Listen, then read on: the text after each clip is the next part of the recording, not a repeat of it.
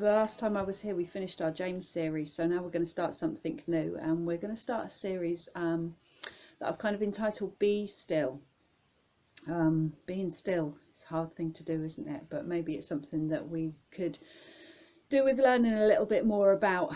And I'm going to read a psalm in a minute, but I just wanted to say before I start, being still is really hard, isn't it? In this world that we live in, taking the time to be still, taking the time to stop and just rest for a little while is really, really tough, because all around us we are encouraged. Somebody said years ago, and it's probably one of the truest things that I've ever heard, we are encouraged not to be human beings, we are encouraged to be human doings, where we've got to be doing all the time. And we put so much pressure on ourselves, and we put so much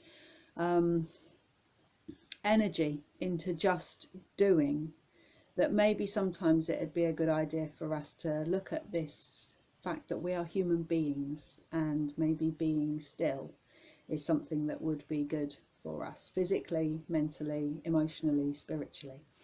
So I'm going to read this psalm that we're going to base this week's session on, and it's Psalm 46, and it says, God is our refuge and strength, an ever-present help in trouble. Therefore we will not fear, though the earth give way and the mountains fall into the heart of the sea, though its waters roar and foam and the mountains quake with their surging. There is a river whose streams make glad the city of God, the holy place where the Most High dwells. God is within her, she will not fall. God will help her at break of day. Nations are in uproar, kingdoms fall. He lifts his voice, the earth melts. The Lord Almighty is with us, the God of Jacob is our fortress. Come and see what the Lord has done, the desolations he's brought on the earth. He makes wars cease to the ends of the earth. He breaks the bow and shatters the spear. He burns the shields with fire. Be still and know that I am God. I will be exalted among the nations. I will be exalted in the earth. The Lord is with us. The God of Jacob is our fortress. I guess the first thing from that is that nothing much has changed, has it? That psalm was written thousands of years ago, and it talks about wars and destruction and noise and frustration and a land and a time that is just in tumult and where crazy stuff's happening, and where it's a full-on place to live, where there is tragedy, where there is disharmony, where there is just so much to do. And that was written thousands of years ago, and we're living in the same land today, where we have this frantic existence. And even okay, I know we've all had to stop with COVID, but we're starting again, and COVID has brought its own difficulties, where we're trying to homeschool kids, or where we're trying to, we've been pinged by the app. We've been pinged, and therefore our children are at home, and our boss is still expecting us to do the same amount of work from our back bedroom that we would normally do in a more peaceful way in an office, and we've got work to deal with, we've got shopping to deal with, we've got houses to deal with, we've got all of this stuff going on in our lives all the time that we just think is normal. Before we look at the fact that the world is, seems to be going crazy, that there is still, there is still war, there is still heartache, there is still tragedy all over the place. Even our own lives, they're just so frantic and they're so full, but we just think that's normal. We just think that that's the way that it should be. Everything is seemingly being designed to make us more efficient and streamline stuff, so that we can do even more than we're doing now in less time than it used to take. It's a challenge. It's a real challenge. And even when it gets to our so-called leisure time, our leisure time is all still taken up with stuff that's trying to make us think more, trying to make us buy more.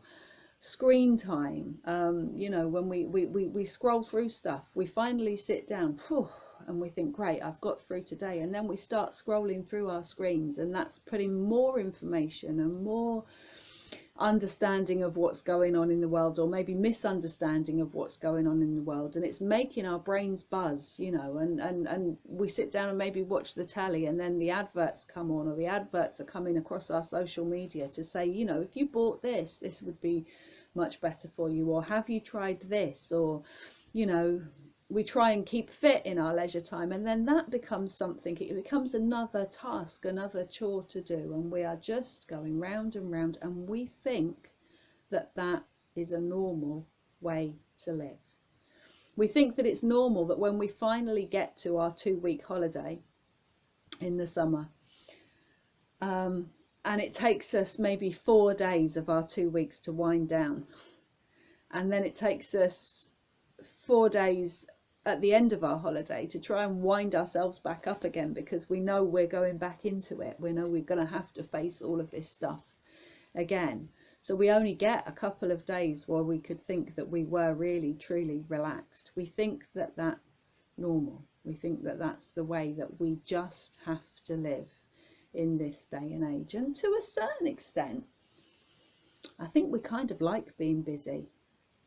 Because if our days are full, and if we've got something to do every day when we get up, and if we've got a to-do list and we can get through our to-do list, we like it, because actually filling our brains with all of this stuff all the time means that we don't have to think. It means that we rarely have to give ourselves the chance to decide whether this is actually how we want to spend our lives or whether it's not. Because that can be a challenging thing. I guess in normal life, it's not until some major issue hits, it's not until some tragedy or until a redundancy or until, I don't know, until our kids tell us that they really don't want to go to the childminders or breakfast club or something anymore, that we actually are forced to stop and think. And it tends to be a challenging time when we are forced to stop and think.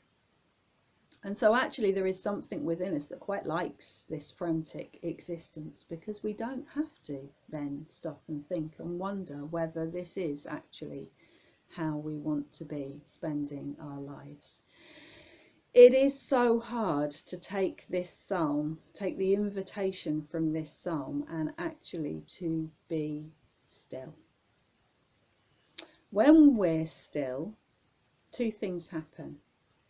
We can take up the invitation that God sets out for us in this psalm that says, come and see what the Lord has done. Because when we're still, the second thing is that when we're still, we get to where God is. Maybe that's why we don't want to be still. Because when we're still, we get to where God is. There's a reason that he says to us, come and rest in my presence. Come and see what the Lord has done. Be still. So in this series, I'm going to give you an invitation each day, if you possibly can. You know, there are a lot of minutes in all of our days. And the reality is that a lot of the minutes that we fill with frantic stuff, or that we fill with our leisure time scrolling through our screens, most of us, I'm not saying all of us, but most of us could probably find 10 minutes a day. So my invitation to you throughout this series is to find 10 minutes a day to be still and come and see what the Lord has done. And this week, in those 10 minutes, what I want you to do is to use your imagination based around this Psalm 46. And you could use it as a meditation, and some Christians get really het up about words like meditation because they think that it's not Christian to do that. Meditation can be lots of things, but meditation can be just thinking about God's word and using our imaginations around God's word. And in this psalm this week, there's a lot talked about water. And the first thing it says, therefore we will not fear, though the earth give way and the mountains fall into the heart of the sea, though its waters roar and foam and the mountains quake with their surging. That's the first mention of water. And what it is it's water out of control. And it's kind of a picture of our lives if we don't come and see what the Lord has done. Because we can't necessarily control the force of the water in our lives. I used to watch an awful lot of natural history type programs because basically there's nothing else on the telly. So I used to watch a lot of natural history type programs. Now I just kind of don't watch so much telly. But you'd see on the Serengeti plains or wherever it was, and everything could be dying of thirst because the rains wouldn't have come and the water holes would just be mud and everything would be really, really struggling to drink. And then all of a sudden the rains would come and there'd be torrents of water, and, you know, rhinoceroses would be being washed away, and all these animals would then be struggling just as much because there was too much water all of a sudden. And it's this frantic not being able to control the force of water, and water is a serious force, and there is a lot of it about. And then there's another picture in this story. There's another picture of water in this psalm, and it says, "There is a river whose streams make glad the city of God, the holy place where the Most High dwells." And that's a picture of this, the city of Jerusalem, where God's people dwell. And this river is very likely to have been a little rill. So not massive, but a rill that was designed to bring pure, clean, constant water into Jerusalem, into the city where God's people live. And this water was reliable, and this water was always there, and this water would never let the city of Jerusalem down. And I guess that's the picture of constancy, of faithfulness, of a God who says to us, if you just took the time to be still and think about that, you would understand that I am always there for you. Even if you're not there for me, I am always there for you, and I will never run dry, and I will never overwhelm you, and I will be faithful like that stream of pure, clear water that isn't going to let the city of Jerusalem down. If you can hear panting in the background, it's my dog that's just wandered into the room. Sorry about that. There you go. That's life, isn't it? So maybe this week, if you take me up on my invitation to spend 10 minutes, go somewhere quiet, go somewhere where you're not going to be disturbed by your dog. Go somewhere, if you can, out into nature, which is always a beautiful thing to do, to be sat in God's creation and spend 10 minutes being still with God, thinking about that promise that he gives, where he says that I will be with you and I will never leave you and I will never forsake you, and concentrate on those streams of water that are there and ready for you to take up the opportunity to be still with. We'll be back in a fortnight with more thoughts on being still. God bless.